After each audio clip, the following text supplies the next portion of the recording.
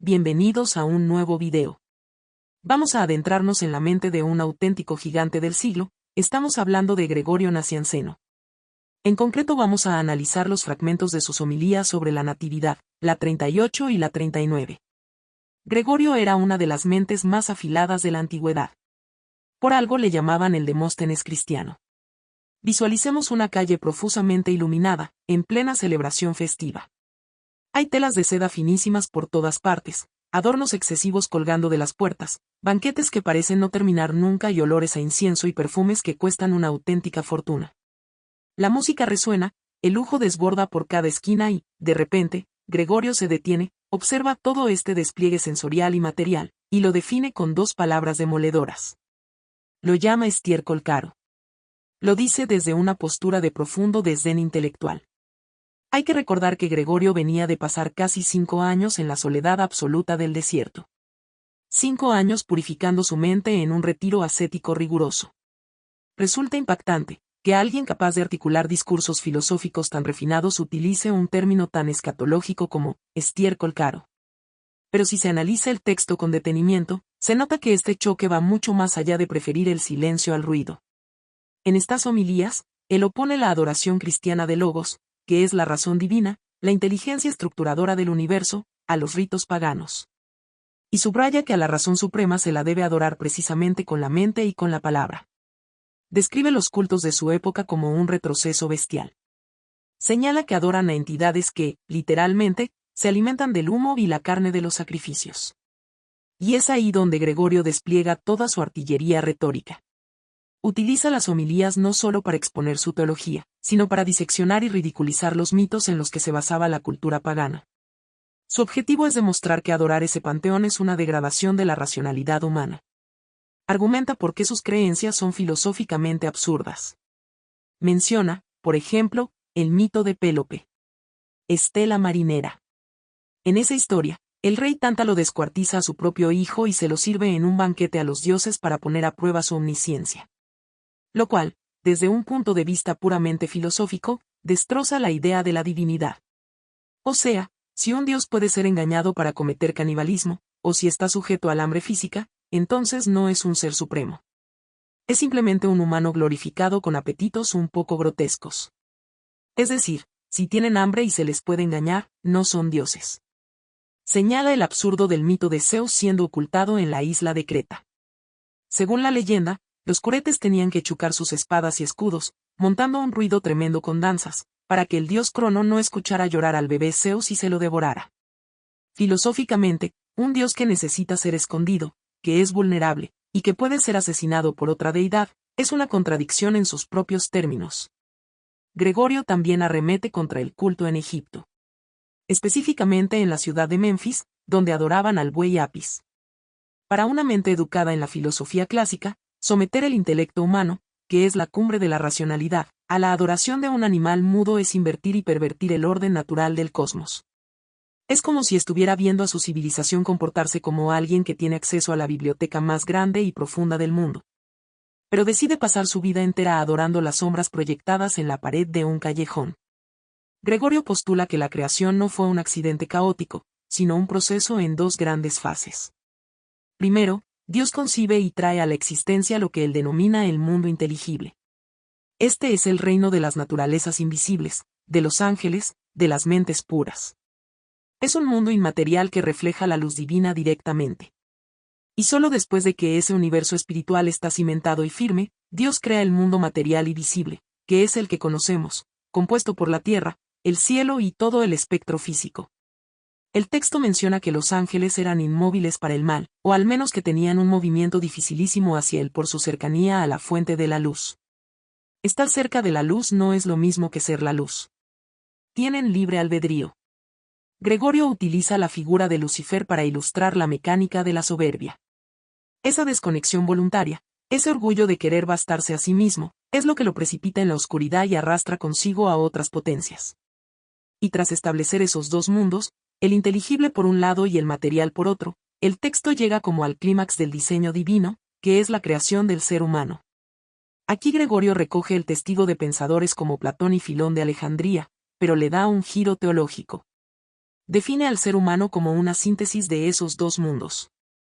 Lo llama un segundo mundo, un mundo grande en uno pequeño. La materia pura, una montaña o un río, no puede alabar a su creador de forma consciente. Los ángeles, por su parte, no tienen conexión con lo material.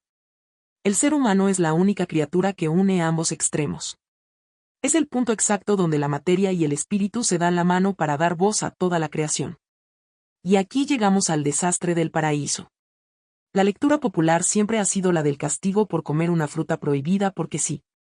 Su interpretación del árbol de la ciencia del bien y del mal es una de las aportaciones más brillantes de estas homilías.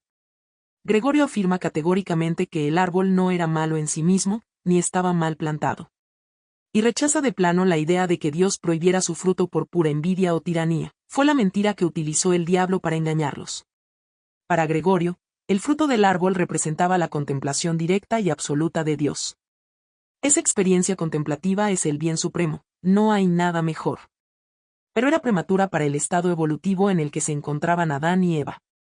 Era un alimento seguro únicamente para naturalezas que ya hubieran alcanzado una disposición perfecta y madura a través del tiempo y la virtud.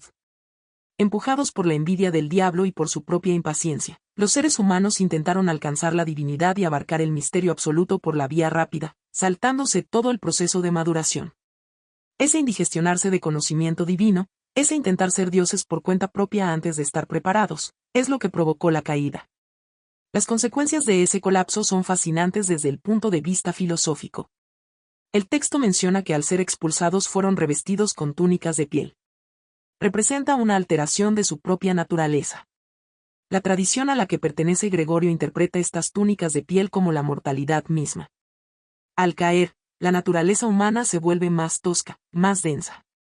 Queda sujeta al dolor, a las pasiones irracionales, y en última instancia, a la muerte. El puente entre los dos mundos se agrietó porque intentó sostener todo el peso de la divinidad antes de que sus cimientos hubieran fraguado correctamente. Y el resultado es que la humanidad quedó atrapada en esa materialidad corrupta y sufriente que Gregorio tanto criticaba luego en las calles de su ciudad. Aquí entramos en el concepto que rige toda la teología de estas homilías, la economía divina. La economía, pero no de dinero. Entendida en su término griego originario, o economía, que se refiere a la administración o al gran plan de salvación. Y Gregorio explica que, antes de llegar a la solución definitiva, hubo múltiples intentos por sanar a la humanidad. Intervenciones que, podríamos decir que se quedaron bastante cortas. El texto menciona que Dios envió profetas, emitió advertencias e incluso permitió desastres colosales como el diluvio, además de intervenir en guerras y migraciones de pueblos enteros. Hubo mucho movimiento. Pero ninguno de estos métodos logró detener la podredumbre. Porque todos esos métodos eran externos. Un diluvio puede lavar la superficie de la tierra, pero no cambia el corazón humano. Las leyes y los profetas pueden señalar dónde está el error, pero una lista de reglas no puede curar una enfermedad terminal. Y la enfermedad de la humanidad era letal. El texto habla de homicidios y perjurios, pero subraya que el síntoma más destructivo de todos era la idolatría. Adorar estatuas o astros no era solo una ofensa religiosa menor. Era la raíz del problema. Era la perversión total del propósito del ser humano. Si el humano fue creado para elevar la materia hacia el intelecto, como puente que decíamos, la idolatría es el intelecto humillándose ante la materia muerta. La enfermedad requería un remedio mayor. Y antes de llegar a cuál es ese remedio mayor, el texto marca una línea roja muy clara sobre la naturaleza de la divinidad que va a intervenir. En estas homilías, Gregorio dedica un esfuerzo considerable a defender la doctrina de la Trinidad, presentándola como un justo medio intelectual. Y esto es crucial, porque no es un mero detalle dogmático aburrido. Es la base lógica de todo su sistema. Gregorio analiza las opciones filosóficas de su época. Por un lado, observa el politeísmo griego, esa multiplicidad de dioses en constante conflicto, y concluye que eso conduce al caos y a la anarquía cósmica. Por otro lado, contempla el monoteísmo estricto, que él asocia a la visión del judaísmo de su tiempo, y lo percibe como una divinidad demasiado aislada. Casi estéril en su soledad, incapaz de tener el amor relacional como parte de su esencia eterna, ya que no habría a quien amar antes de la creación. Y ahí es donde entra la genialidad de proponer la Trinidad como la respuesta que resuelve la ecuación. Un Dios que es una sola naturaleza, lo que garantiza el orden y la unidad del universo, pero que subsiste en 3 personas, lo que permite que haya relación, dinamismo y amor, en la propia estructura de lo absoluto. Es el santo de los santos, de triple santidad. Un equilibrio perfecto que evita tanto la fragmentación de los dioses paganos como el aislamiento de un monarca cósmico solitario.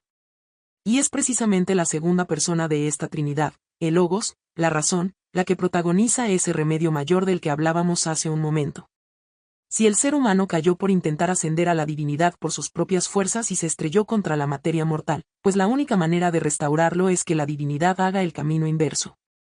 Y ahí es donde estas homilías, que recordemos que están dedicadas a la Natividad y a la Epifanía, alcanzan su punto más alto. Gregorio se maravilla ante la paradoja suprema de la Encarnación. Formula frases de una densidad poética espectacular. Afirma que el invisible de pronto puede ser visto. Lo incorpóreo toma cuerpo. El infinito, aquello que no puede ser contenido por el universo entero, de repente adquiere extensión, límites y tamaño en el espacio físico. Y luego lanza esa frase que es como un dardo al intelecto. El que enriquece mendiga. El origen de toda la abundancia del cosmos, el creador de las galaxias, se vacía de su gloria incomprensible y se empobrece asumiendo la vulnerabilidad de la carne humana. Y lo hace con un propósito de intercambio. Asume la pobreza de la condición humana para que el ser humano pueda enriquecerse y recuperar el acceso a la naturaleza divina. La mente humana tenía que ser salvada por una mente divina encarnada, la carne humana por una carne asumida por Dios. Es lo que le lleva a exclamar en el texto, o inaudita mezcla, o extraña unión, la divinidad pura e impasible abraza la materia frágil y mortal, y no lo hace para destruirla o anularla, sino para sanarla desde sus cimientos y elevarla de nuevo. Este remedio tenía que infiltrarse hasta el rincón más oscuro de la condición humana, que es la muerte, para poder desactivarla desde dentro. Al recapitular el terreno que hemos explorado hoy a través de los textos aportados, resulta fascinante observar el arco completo del pensamiento de este hombre. Empezamos en las calles ruidosas de una ciudad del siglo IV, presenciando su ataque frontal contra un materialismo vacío y contra el estiércol caro de una civilización distraída. Comprendimos por qué derribó lógicamente los mitos y las supersticiones de su tiempo, desenmascarándolos como insultos a la razón humana. Y desde esa demolición nos invitó a contemplar la inmensa dignidad de nuestra propia naturaleza, ese microcosmos majestuoso suspendido entre el polvo y los ángeles. Entendimos que la gran tragedia humana no fue desear el conocimiento supremo, sino querer devorarlo prematuramente. La indigestión cósmica, como decíamos. Y eso es, para finalmente asistir a la sublime paradoja de un Dios que desciende a los límites del espacio y del tiempo para restaurar el puente que nosotros habíamos colapsado. Y al observar nuestra realidad actual, que está saturada de información, de consumismo frenético y de pantallas que exigen nuestra atención constante. Pues la purificación mental que practicaba Gregorio parece más relevante que nunca. No sacrificaremos toros en templos de mármol, pero la tendencia humana a adorar cosas viles y a dejar que nuestro intelecto sea moldeado por ídolos superficiales sigue intacta. Esto plantea una pregunta importante. ¿Seguimos persiguiendo ídolos de la misma manera que criticaba Gregorio hace más de 1.600 años? Porque a veces parece que incluso superamos a nuestros propios objetos de adoración en necedad. Mantener el espíritu crítico para distinguir entre el ruido ensordecedor y la verdad es hoy un ejercicio de pura supervivencia. Y para cerrar nuestra sesión de hoy, hay un último concepto esparcido en estas homilías que merece una reflexión profunda, una idea sobre la naturaleza del tiempo y la eternidad.